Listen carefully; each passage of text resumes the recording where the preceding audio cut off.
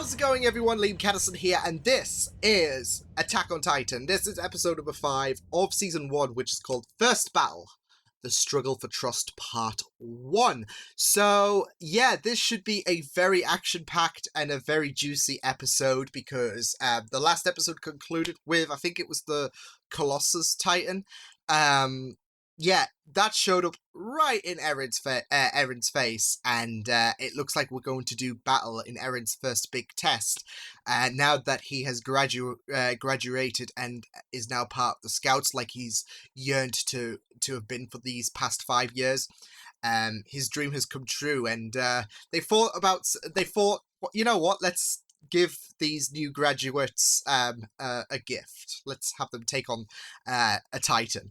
It seems to be just that one alone, though, as that seems more might appear at some point in this episode, who knows, but it only seems to be that one, but it's still a massive problem that requires a bunch of people to take care of. So it should be a very and it sets things off easy, and then you gradually work your way up, and yeah, no, but in all seriousness, it still should be a very interesting battle, and emotions are going to be really high for Eren because of the fact that what happened 5 years ago is evidently still playing on his mind. So it's going to be very fun stuff to see what does happen in this episode. But yeah, with that said, let's get into episode number 5 of season 1 of Attack on Titan. Let's go.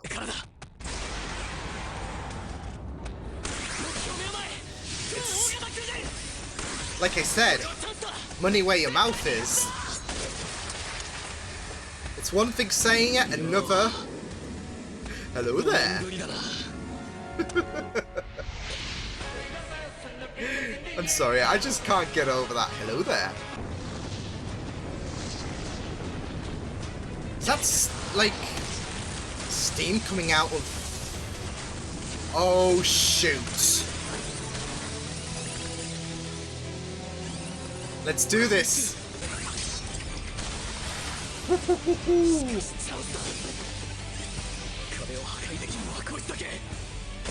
It's great that they're not automatically dumbed down. Someone slap some rules of nature on this!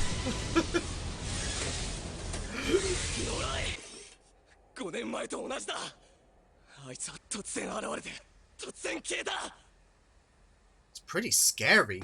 They can just appear and disappear.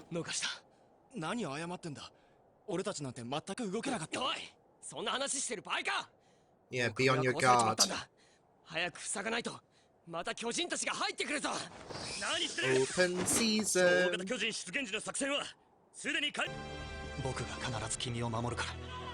Aww. France is gonna die, isn't he?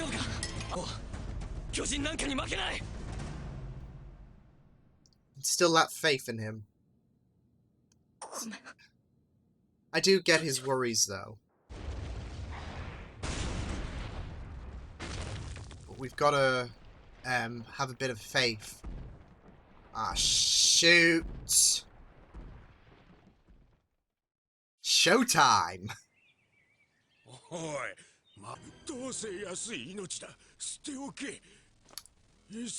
Not selfish whatsoever.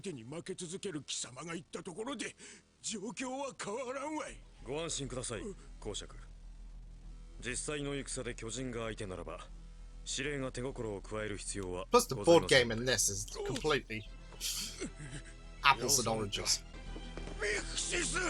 Oh, he likes your company. Oof, he really likes his company.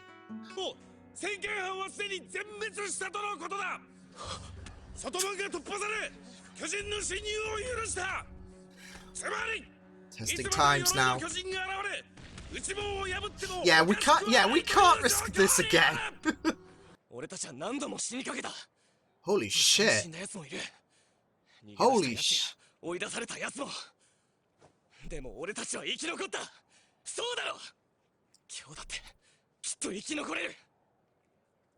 Damn, Eren.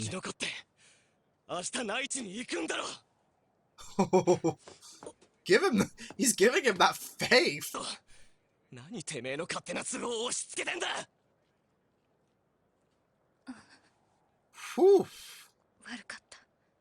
私は冷静じゃなかった。一つだけ 頼みがある。 Take some bravery to admit your faults. 生物と根本的に異なる。生殖器は存在せず、繁殖方法などは不明だが、ほとんどが男性のような体つきである。その体は極端に高温で、難解なことに人間以外の生物には一切の関心を示さない。 So did they just leave the deers and the pigs and everything alone? Okay. 人類は大砲の技術を有してはいたが、それだけでは対抗できなかった。 As 巨人 evident は頭を seems. 吹き飛ばされても死なず、また個体差はあるが、亡くなった頭部は 1,2 分ほどで元通りになってしまう。 It is crazy. 教官、それでは巨人は The basically giant Wolverine. えれば再生する時間を与えずに即死に至らしめることができる。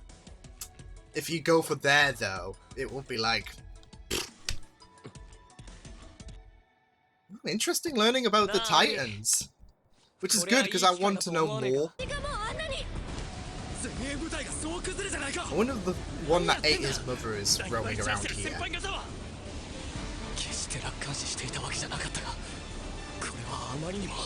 Looks bad than you can imagine.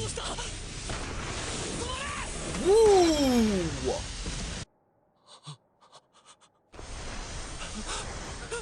Ah, that's... Welp.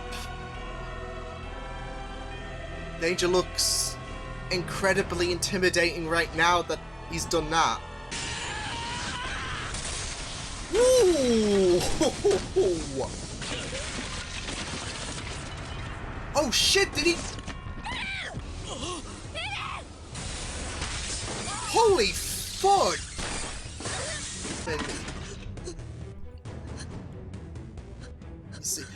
Oh shit, is his leg been... Oh shit!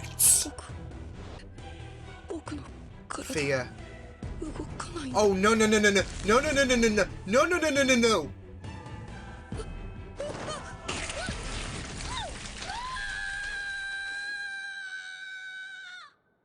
What the fuck? と言ってる場合じゃないんだ。この本によると、この世界の大半は海っていう水で覆われているんだって。しかも海は全部塩なんだって。塩だって。嘘つけ。塩なんて宝の山じゃねえか。きっと商人がすぐに Next you'll say the world is 取り尽くせ round. ないほど海は広いんだ。ねえ、ヘレン。僕たちもいつか外の世界を探検できるといいね。Oh shit. Yeah. You know, oh, is he still... Yes! Yes! お前が教えてくれたから、俺は外の世界に。 Holy shit!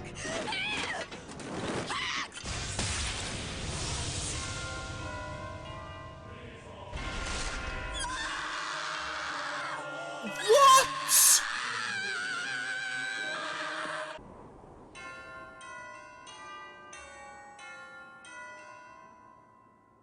Whoa, whoa, what? No!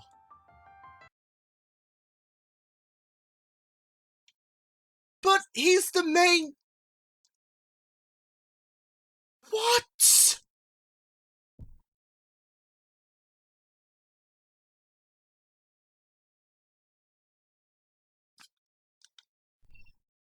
What the fuck? You know, I think it was episode 1 where someone said this is like Game of Thrones anime edition. Quite right. This was the Ned Stark of this was episode 9 of season 1 for Game of Thrones. Holy, I didn't expect that. I knew there was some heavy casualties and well, I expected things to be very, very interesting when he got his leg bitten off, because you saw his body just laid out there with one leg bitten off, and you're like, holy shit. And then he just, yeah.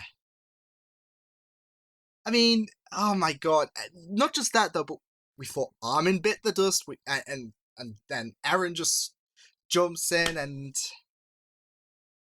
yeah.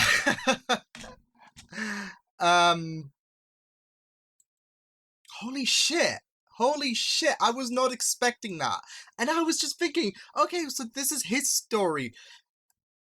But it's not. It's not, and it seems like I am wondering if they're going, if this story is going. I'm not sure if it's going to cater around Armin now, or if it's going to be no main characters and it's just really a survival of the fittest kind of episode. But holy shit, I was not expecting it. I was not expecting it. Great episode, though. Holy shit, that was just insane. Like, not just seeing how many casualties there were in that, because we saw other people on the scouts just getting devoured, Thomas notably as well, who voiced his concern in the last episode. But yeah, we saw a bunch of others. Like I said, Armin thought he was gonna get bit. He was gonna bite the dust. It was chaotic, and I just really loved it, from the devastation that the Titans laid waste to in terms of casualties, to finding out more about the Titans. I really, really reveled so much about this episode. But yeah, I'm just shocked about the elephant in the room. Holy shit. I'm just so curious. It's, oh my god, it's just so eerie, because he was like, I am not going to die. And he had this feeling that even if I die, I won't be killed. I will avenge for what you did to my mother. And then he just dies, and like, I honestly did not anticipate that for that whatsoever. But holy mother of God, that was surreal. Like I said, though, it is literally Game of Thrones. I just thought the quality for at least the first 6 seasons, because we're not talking about season 7 and season 8. Yeah, I thought the quality was Game of Thrones-esque, where it just leaves you on the edge of your seat, and the writing is so rich. But I didn't expect it to mean that, like, literally, like Eren is Ned Stark. So, yeah, but that was mighty. That was a mighty episode, so I'm really I am very, very interested to see where things go next. I do genuinely think that this is going to be a show where there's going to be no main character, where every main character has that probability, because we were so accustomed to Eren's character, and we thought this was going to be his story, his chance to try to avenge what his what happened to his mother. But there's so many burning stuff now, like the basement, the serum thing, in the dreams. Yeah, I'm not so sure what will happen from here. Well, the story's going to obviously carry on, but I'm very interested to see what Armin does. Because I don't think it's going to be his story. I think it's going to be a case where it really is a survival of the fittest. It is like Game of Thrones, where there's characters who look like they are in control of the narrative, but they have just as much of an equal chance of dying, if just as much as the red shirts, basically. So, just if the wrong moves are made, then that's it. There's no plot armor to surround them. At least for the first 6 seasons of Game of Thrones, and then everyone just it all fell apart. But I don't think Attack on Titan's getting 6 seasons, so that's its lucky thing. I think it's only getting 4, so I've heard. But yeah, either way, holy mother of God, that like, I was just completely lost for words when you just saw Eren just getting... Because you don't expect it. You didn't expect, like, who you thought was the main character to just get off 5 episodes in. But here we are. My brain was just all over the place, like, what the hell just happened? This cannot happen. There's surely gotta be an out. What just happened? And, yeah. So... yeah, this is gonna be fun. But yeah, let's talk about the other point of this episode before, because I'm still not gonna get over the fact that Eren, like, next episode begins. I'm still not gonna be over it, but like I said though, I really enjoyed the fact that we learned a bit more of the Titans during this episode.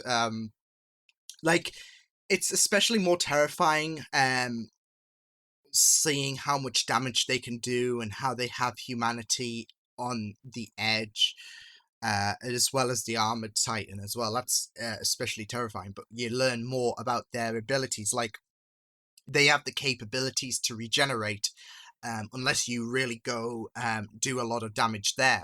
So you can't just exactly go there and expect the titans to just bleed out. They can regenerate, so that's terrifying, as well as the fact that their feasting on humanity is not necessarily hunger driven. It's because they can. It's just like if you decide to have a snack, it's like, it's not necessarily because you're hungry. It's because you might be a bit you might be like, you know what, I'll just have something to eat just for the hell of it. I'm not wasting away. So yeah.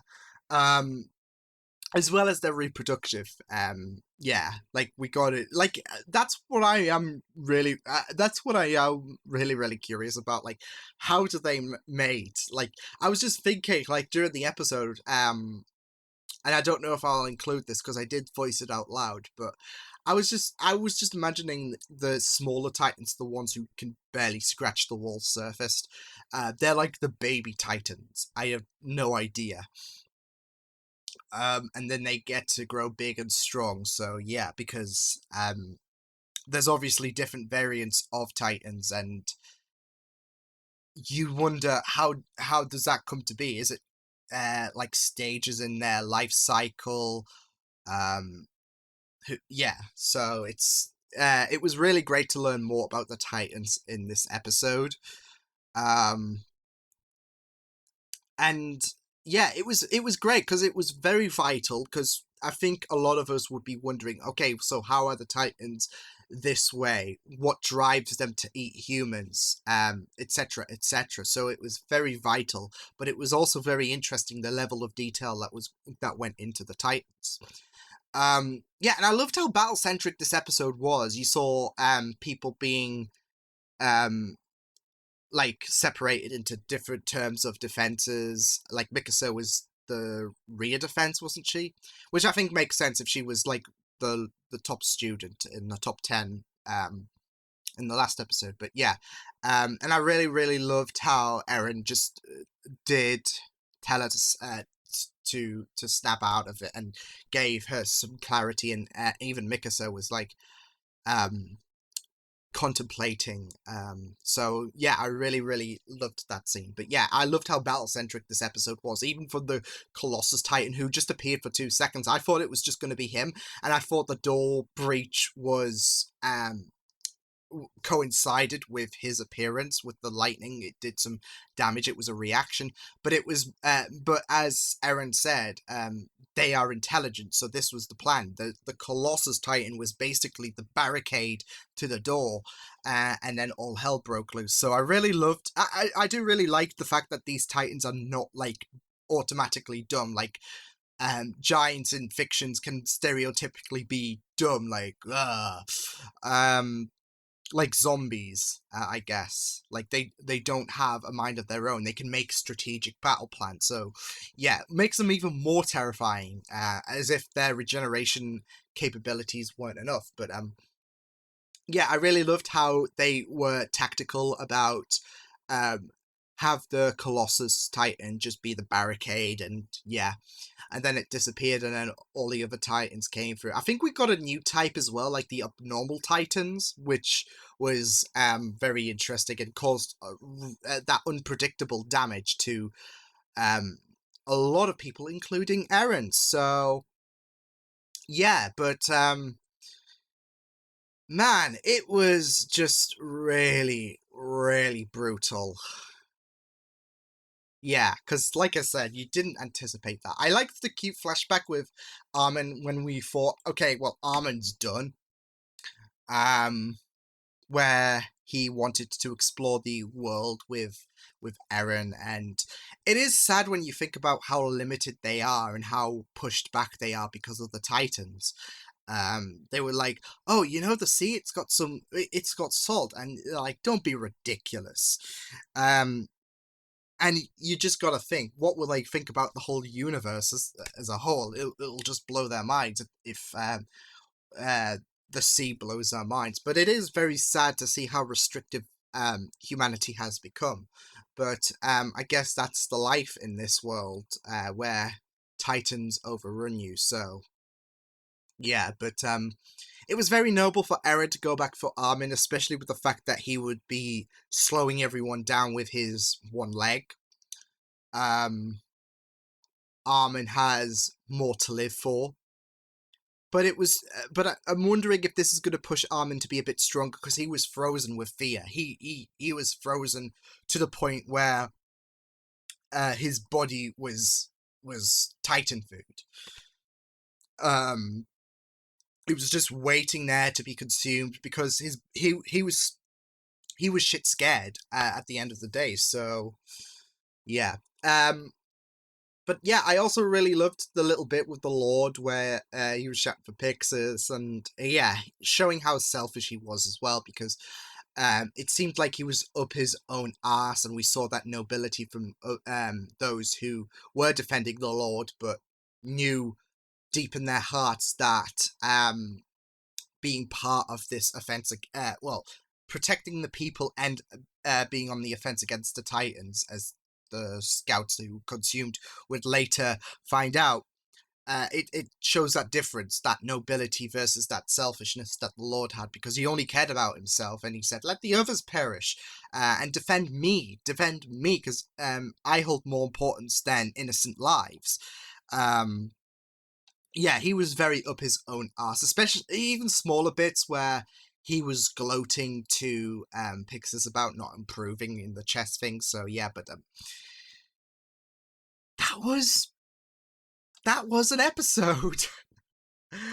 Yeah, that was brutal. Like I said, going back to the elephant in the room, you didn't expect it, but holy shite. It's still very shocking to think of, because like, this is who you thought was the main character for like 5 episodes, and then he gets offed. So this truly is Game of Thrones, where plot armor, forget that bullshit. We're doing some serious shit here. So yeah, but until the next time, I will see you guys next time. Hope you guys enjoyed this reaction. You can check my videos on the right if you want to check out more of my content. You can also subscribe to my media feeds and channel if you want to. Hope you guys enjoyed this reaction. Hope you guys take care. And I will see you guys next time. Toodles!